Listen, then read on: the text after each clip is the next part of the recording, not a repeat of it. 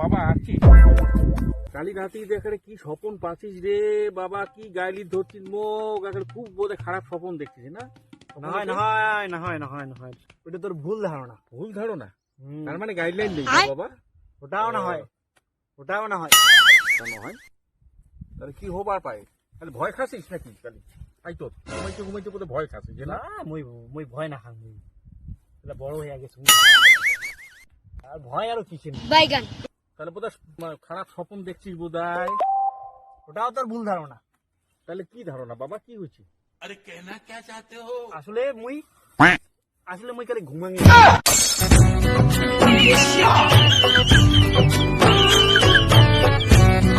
अरे मतलब क्या, कहाँ बैठा हूँ, किससे बात कर रहा हूँ, क्या बात कर रहा हूँ।